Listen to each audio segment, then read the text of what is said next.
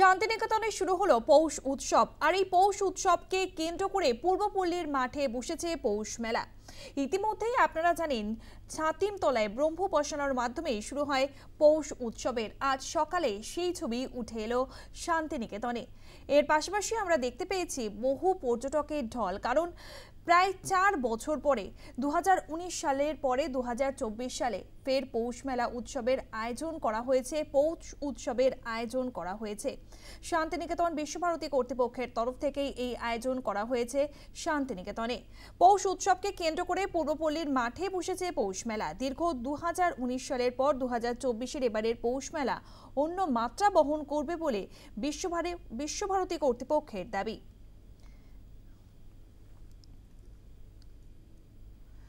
শান্তিনিকেতন থেকে আমাদের সঙ্গে রয়েছে আমাদের প্রতিনিধি সুজিত মণ্ডল। সুজিত, ছাতিমতলায় ব্রহ্মোপাসনার মাধ্যমেই শুরু হয় পৌষ উৎসবের আজ সকালে কি ছবি উঠে এলো? আরও একটি গুরুত্বপূর্ণ যে ছবি দেখে থাকি আমরা, সকলেই সাদা পোশাকে থাকেন, মেয়েরা সাদা শাড়ি পরে থাকেন এবং ছেলেরা সাদা পাঞ্জাবিতে। দেখো পম্পি, শান্তিনিকেতনে এই মনোজ্ঞ অনুষ্ঠান সকালে 7ই পৌষ শুরু হয়েছে ছাতিমতলাতে। সেই অনুষ্ঠান দেখতে প্রচুর পর্যটকের ঢল। বিশেষ করে শান্তিনিকেতনে যারা রয়েছেন এবং যারা বাইরে রয়েছেন, যারা আবাসিক, তারা এসেছেন বাইরে থেকে। এক কথায় বলা যায় এই অভিনবত্ব দেখতেই মূলত আসেন এবং এই পৌষ উৎসব যেন অন্য মাত্রা নিয়েছে। প্রতি বছরই হয়ে থাকে ছাতিমতলায়। প্রচুর ছাত্রছাত্রী থেকে শুরু করে সেখানে বৈদিক মন্ত্র উচ্চারণ করা হয় এবং ব্রহ্ম উপাসনা সেখানে হয়, যার মাধ্যমে সূচনা হয় পৌষ উৎসবে। আমরা এখন পৌষ মেলা মাঠে দাঁড়িয়ে রয়েছি, যেখানে বিনোদন মঞ্চ রয়েছে।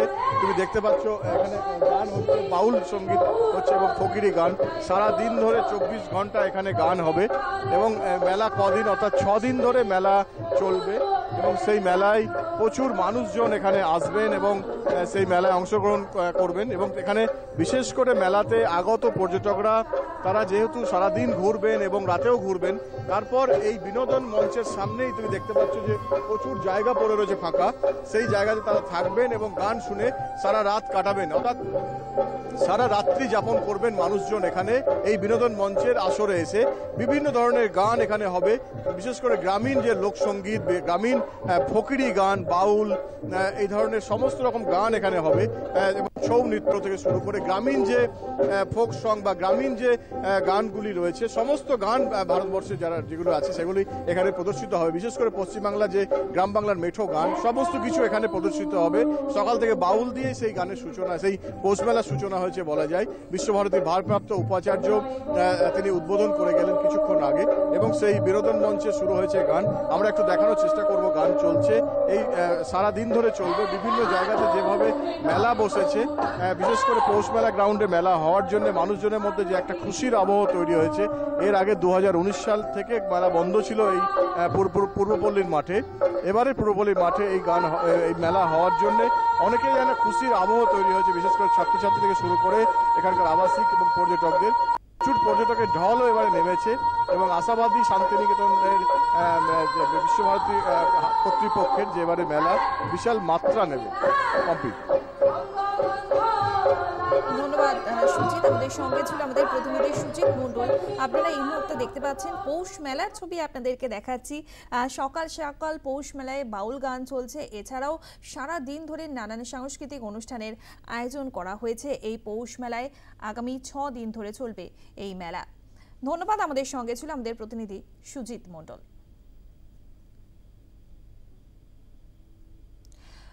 পর্যটকরা যারা এসেছেন তারা কি বলছেন, সঙ্গে রয়েছেন আবাসিকরা, ছাত্রছাত্রীরাও কি বলছেন শুনবো।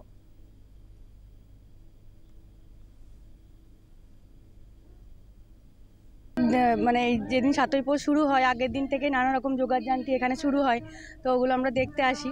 তারপর সকালে 5:30টার সময় শুরু হয়, তারপরে সানাই হয়। সানাইয়ের পরে আমরা এই উপাসনা, যেটার জন্য আমরা সবাই আগ্রহ, সবাই খুব ইন্টারেস্ট নিয়ে এটা দেখতে আসি। এবং এখানে বিশ্বভারতীর বাইরেও অনেকে যারা যুক্ত নয় তারাও আসে এখানে দেখতে।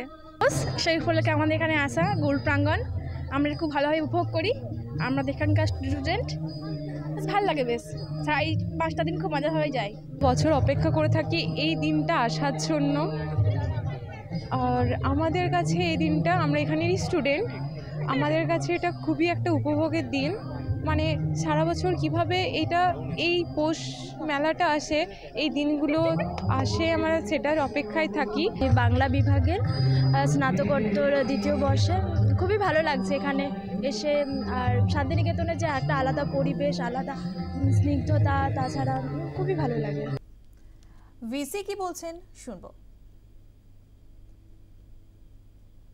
মেলা মাঠে আমাদের প্রদর্শনী যে স্টল আছে সেই স্টলের উদ্বোধন হবে, তারপরে বাউল মঞ্চ।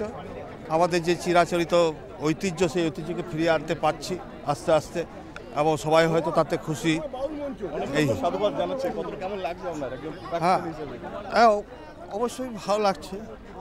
এটা আবার দীর্ঘদিন পর সবার সহযোগিতায় এটা যে আবার চালু হলো, এটাই মনে হয়। সাত সকালে উপস্থিত হন বীরভূম জেলার সভাধিপতি কাজল শেখ। তিনি কি বলেছেন শুনবো।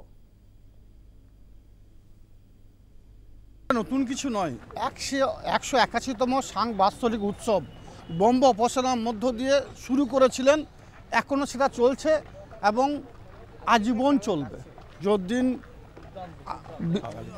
বাঙালি থাকবে, বাঙালি জাতি থাকবে, আমার দেশ থাকবে, এই বিশ্ব ব্রহ্মাণ্ড থাকবে, এটা এইভাবেই চলে যাবে।